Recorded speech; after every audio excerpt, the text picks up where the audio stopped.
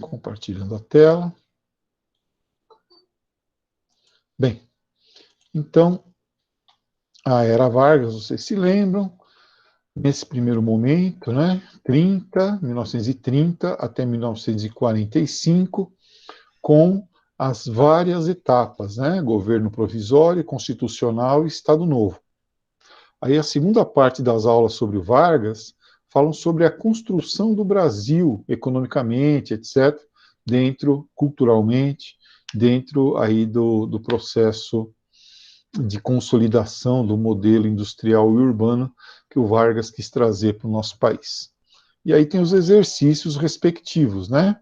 Vamos dar uma olhada, então, nos exercícios referentes à Era Vargas, tá? Deixa eu só terminar aqui de... Ó, quem ainda não assinou a lista, por gentileza, coloque aqui também a... Né? Registre sua presença aí. Muito bem. Era Vargas, cadê? Está aqui. Ó.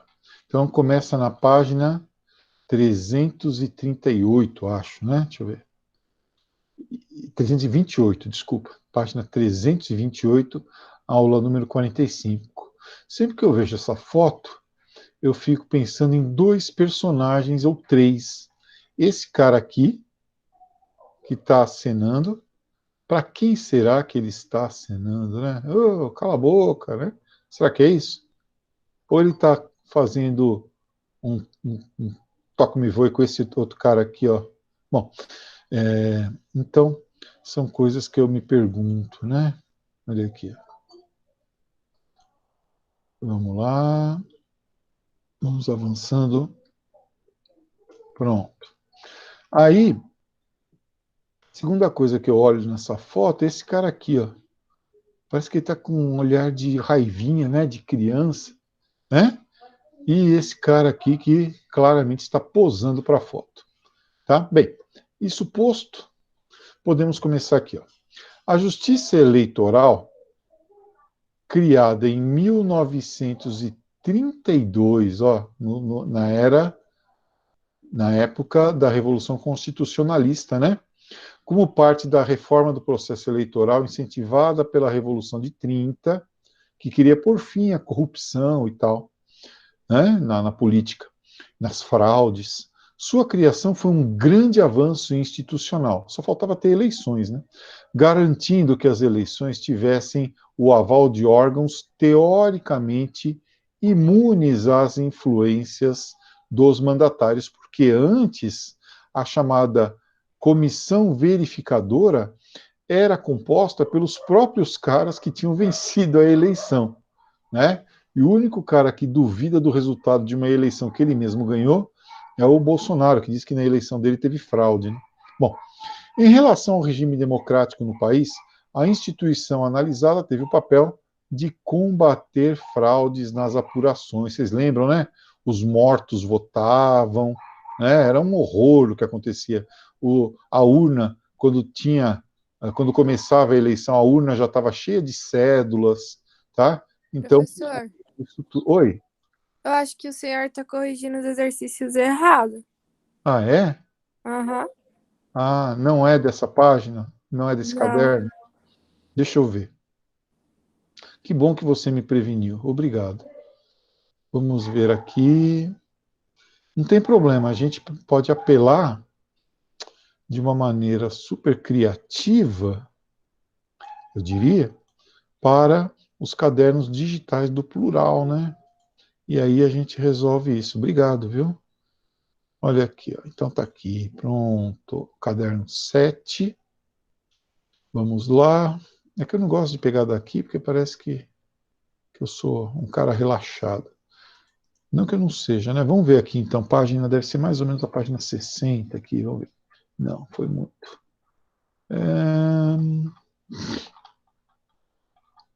48, aula 45, nós estamos querendo, né? Aqui, ó. Eita, nós, hein? Bom, então tá. Aula 45, vamos lá. Agora confere, né? Página 328, aula 45. Universidade Federal do Paraná com base na figura abaixo, também de 32, né? Esse aqui é um cartaz de propaganda, sem dúvida nenhuma, da Revolução Constitucionalista de 32, né? A baixa ditadura. Na frente nós temos, aqui na frente, nós temos um bandeirante, né? Símbolo de São Paulo, a bandeira de São Paulo. E temos, finalmente, a figura do Nanico Getúlio Vargas aqui, né? Certo? Então, aí é um cartaz para chamar a atenção para a causa da Revolução Constitucionalista de 1932. Vamos lá. A figura refere-se à Revolução de 32, em que os paulistas queriam, vamos lá, a implantação de uma Constituição democrática. Afinal de contas, Vargas havia rasgado a Constituição de 1891, né, e até então não tínhamos outra no lugar. Então, essa é verdadeira.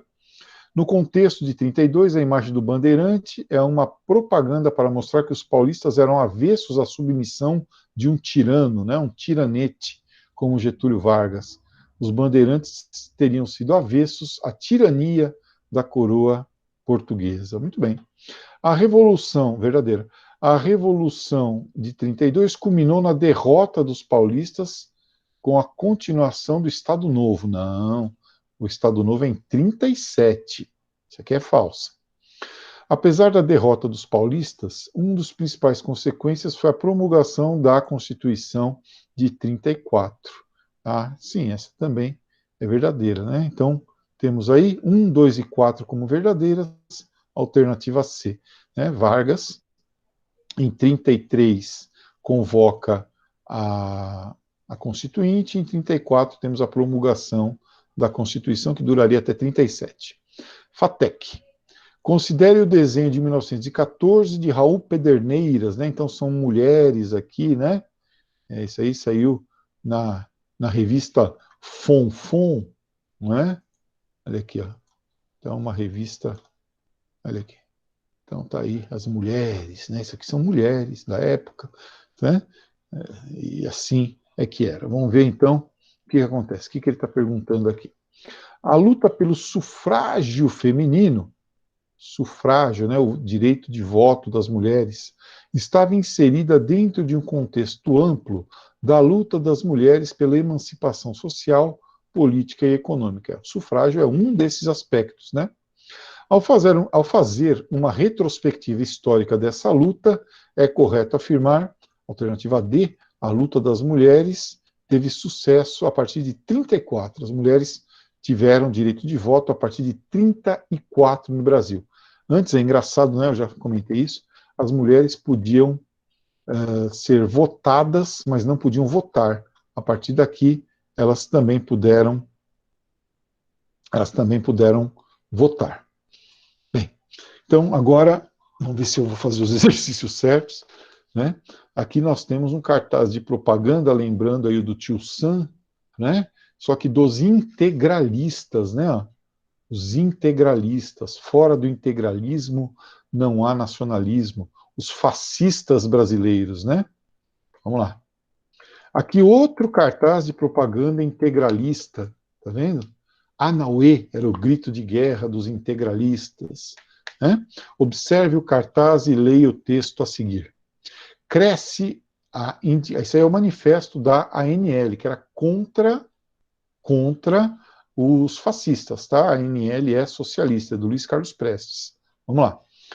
Cresce a indignação do povo contra a escravidão econômica e política em que se encontra o Brasil. Estalam as algemas que prendem as forças produtivas e as energias nacionais do povo brasileiro. O imperialismo e o latifúndio. Então, ele é contra o imperialismo e contra o latifúndio. Então, isso aqui é mais ou menos um discurso da esquerda até hoje, né? Bem, as massas populares, claramente de novo, né? Massas populares irão sempre avante na luta pela democracia. Leis de opressão e arroxo vêm estimular e aguçar as lutas pelas liberdades democráticas. A ANL, Aliança Nacional Libertadora, coordenará, então é aquela ideia da vanguarda revolucionária, né? esse vasto movimento, eco do passado revolucionário do Brasil na conquista de direitos democráticos. Bem, os dois documentos, expressam ideais políticos e ideológicos comuns nos discursos do século XX. Então, esse aqui, lembrando o nazismo, né, o nazifascismo da Alemanha e da Itália, e esse aqui, lembrando o discurso socialista, né, inspirado na União Soviética. Movimentos sociais de massa no Brasil e no mundo. Identifique pontos divergentes entre os dois. Tá? Então, o primeiro é uma reprodução dos integralistas, que queriam centralização do poder no Estado forte e autoritário.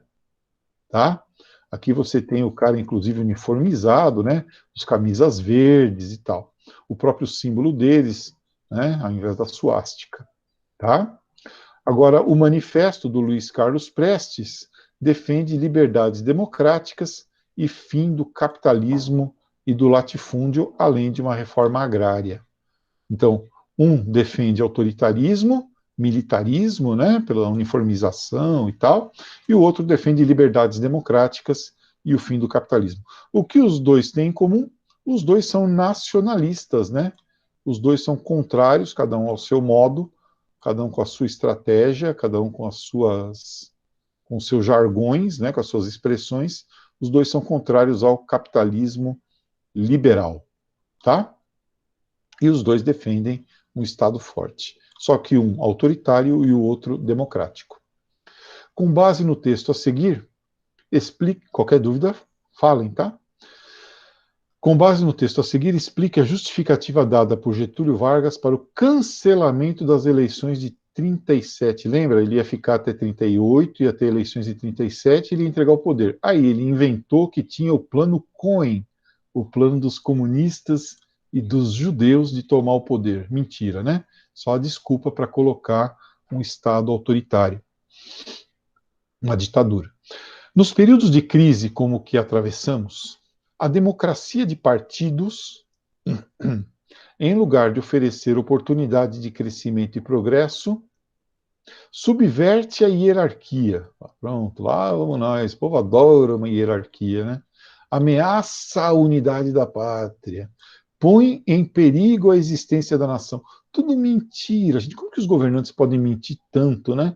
Extremando as competições e acendendo o facho, a tocha, a chama da discórdia civil. Então isso aqui é desculpa para dar um golpe, né? Certo?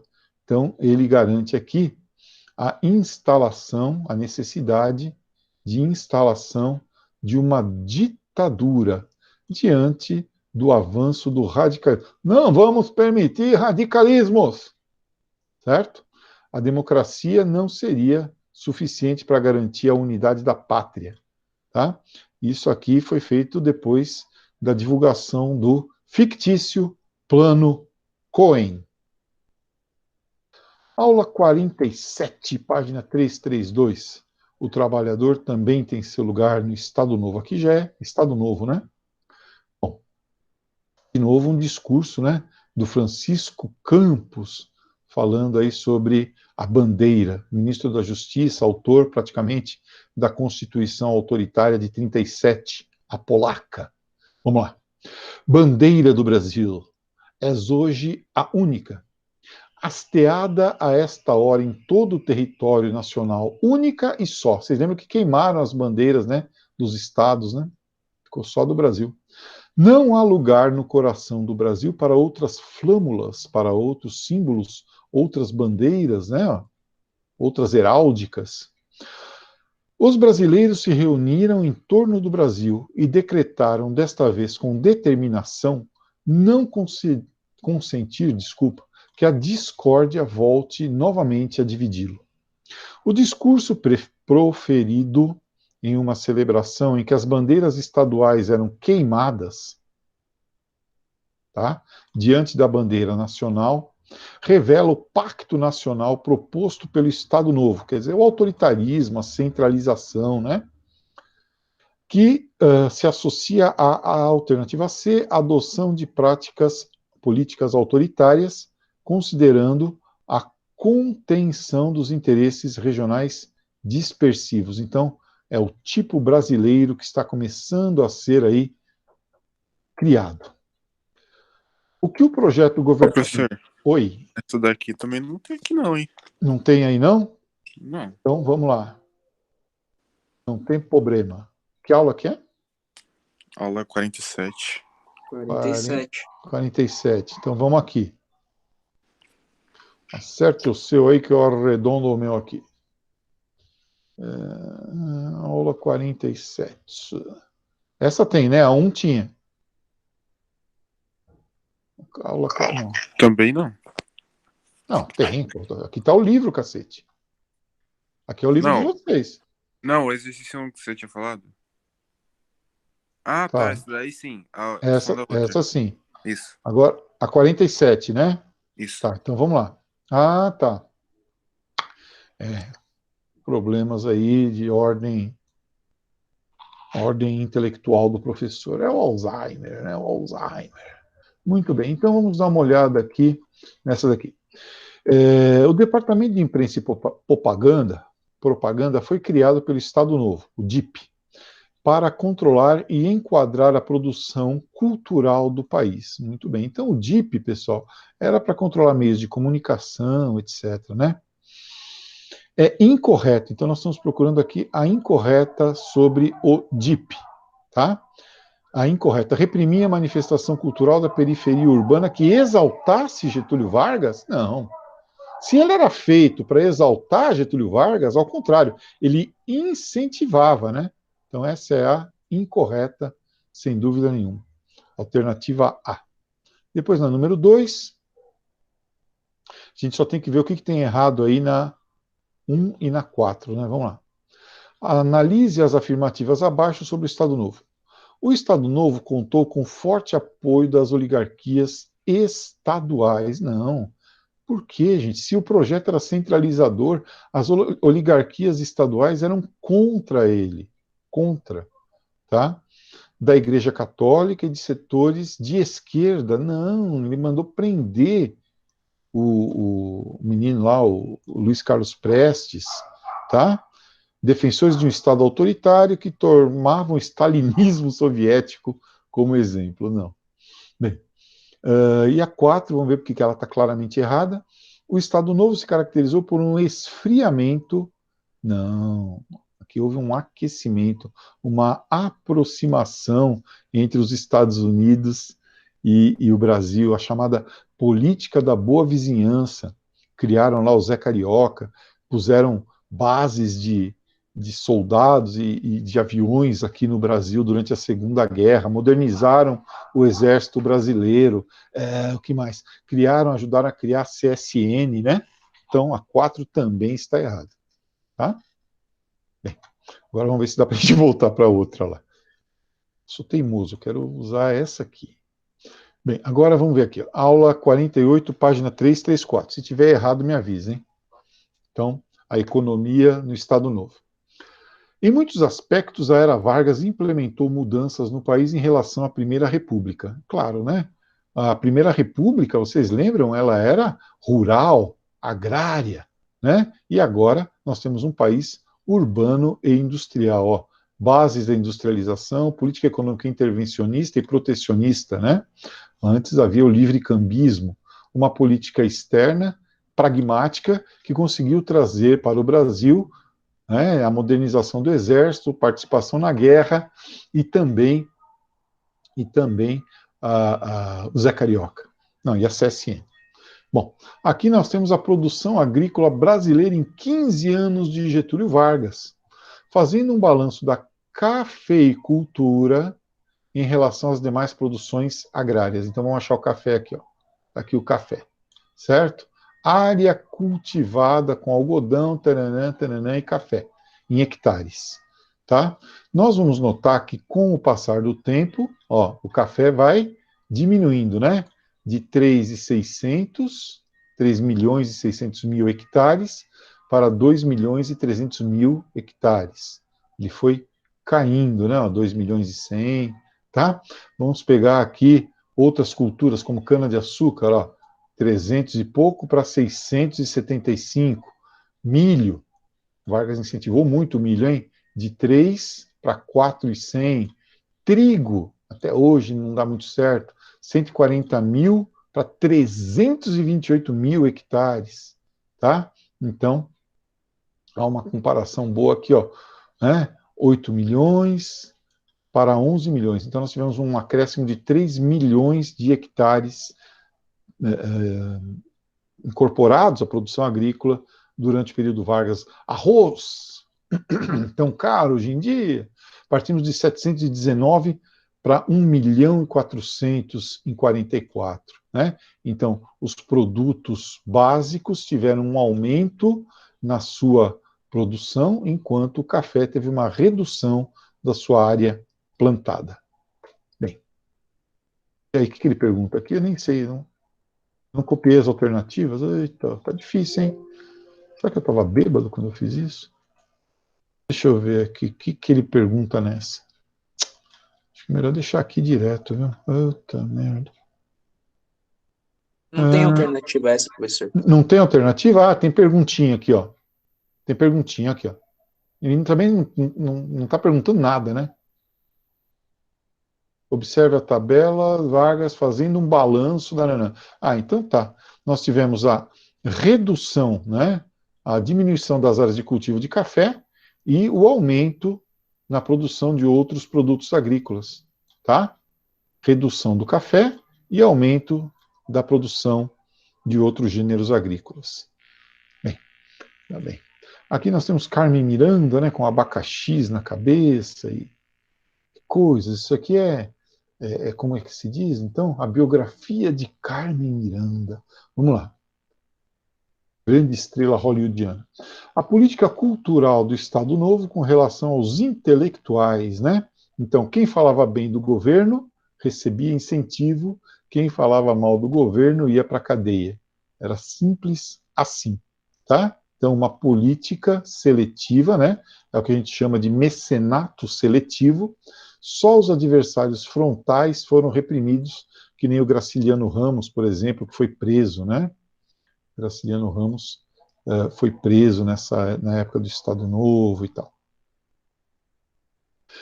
Universidade Federal do Paraná, o nacionalismo remonta aí às revoluções burguesas, né? Internacionalismo proletário, nacionalismo burguês, formações de sociedade e estados contemporâneos. Com o surgimento de contradições do capitalismo contemporâneo, né, como a luta de classes, surge uma nova estratégia para garantir a coesão social, a partir da qual a ideia de nação desempenha um papel de grande importância, a propaganda favorável aos governos, né? Senão você é traidor. Brasil acima de todos. No Brasil, principalmente na era Vargas, o nacionalismo se firmou como propaganda oficial. Escola de samba, feijoada, futebol, Carmen Miranda. Discuta os principais efeitos dessa propaganda na cultura nos anos 30 e 40, né? Então vamos lá. A propaganda do regime orientada para o nacionalismo e valorização do trabalho. O trabalhador tem seu lugar no Estado Novo.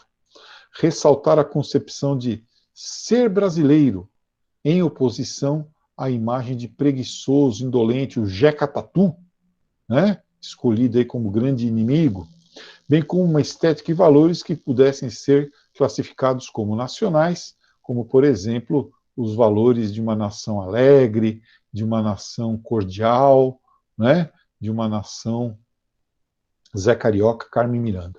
Em termos políticos, a imprensa e os meios de comunicação de massa, principalmente o rádio, né, que chegava aí a todas as casas, foi amplamente utilizado na construção da imagem de pai dos pobres do Getúlio Vargas, através do DIP, Departamento de Imprensa e Propaganda, que censurava quem era contra o Vargas e incentivava quem falava bem de Vargas. Ok?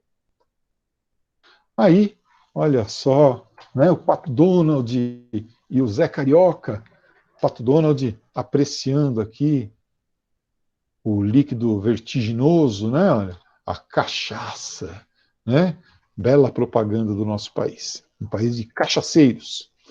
Ele está com o bico aberto. Ó. Aqui, bico fechado. Aqui, bico aberto. Isso é do filme Olá, Amigos, de 1943, feito pela Disney, naturalmente. A imagem refere-se a uma cena de Alô, Amigos. Alô, você! Filme lançado por Walt Disney em 43.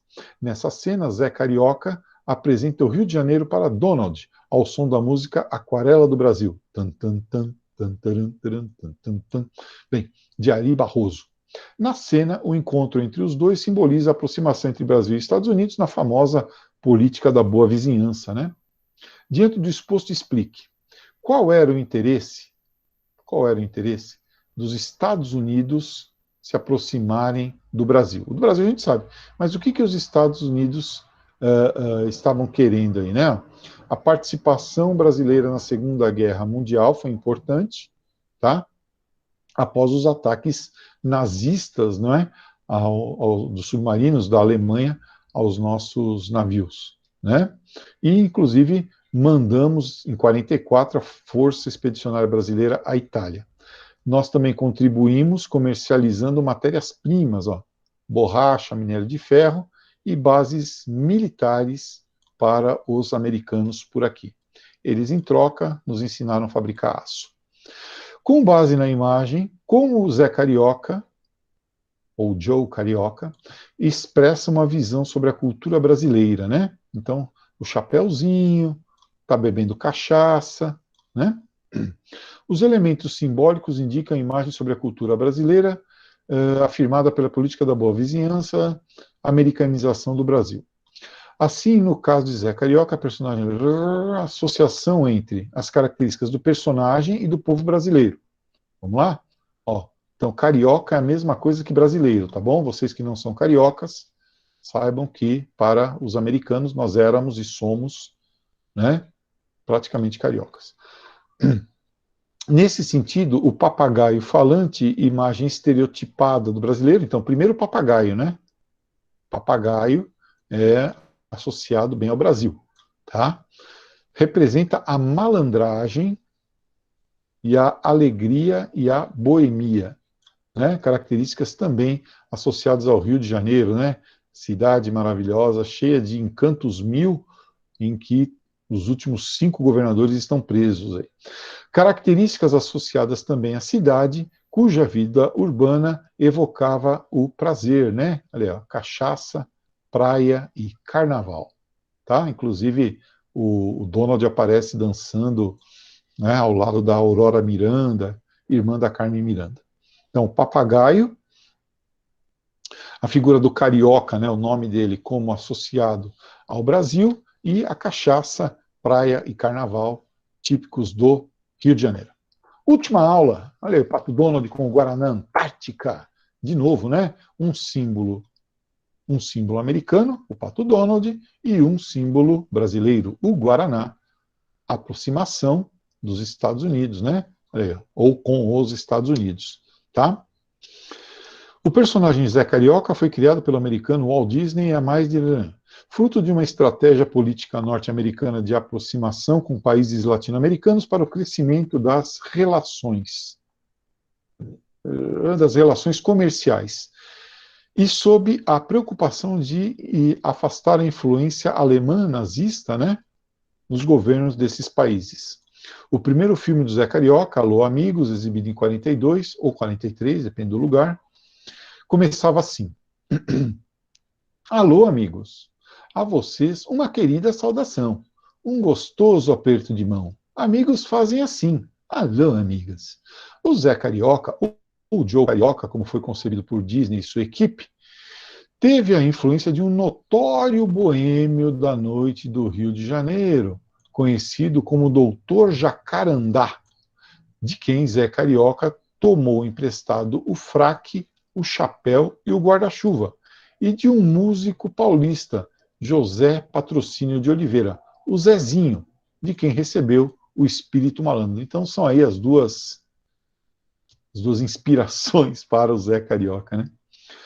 Todos os eventos a seguir ilustram a aproximação dos Estados Unidos com o Brasil durante a guerra, menos um.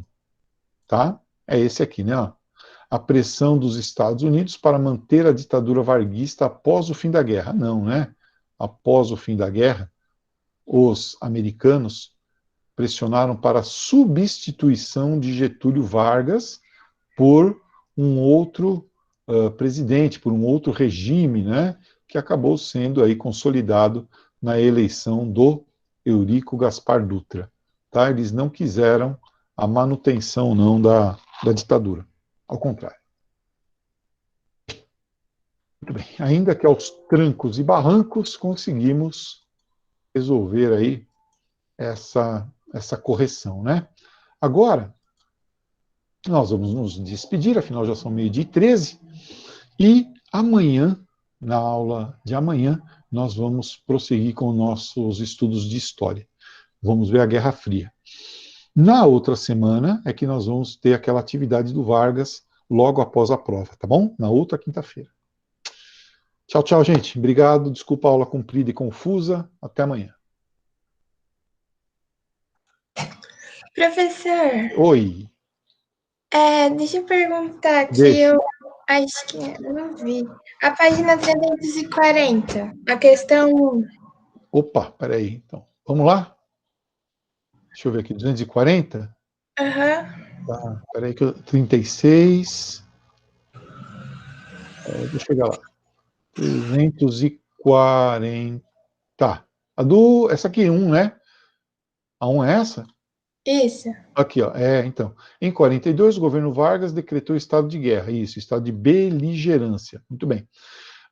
Propaganda do Guaraná Antártica. Está aqui, né? Ó, juntando o Donald, americano, com o Guaraná brasileiro. Está simbolizando a alternativa A, a aproximação do Brasil com os Estados Unidos na política da boa vizinhança. Ah, tá. Obrigada, professor. Ok? De nada. Tchau. Tchau, tchau. Até mais, pessoal. Fiquem com Deus aí.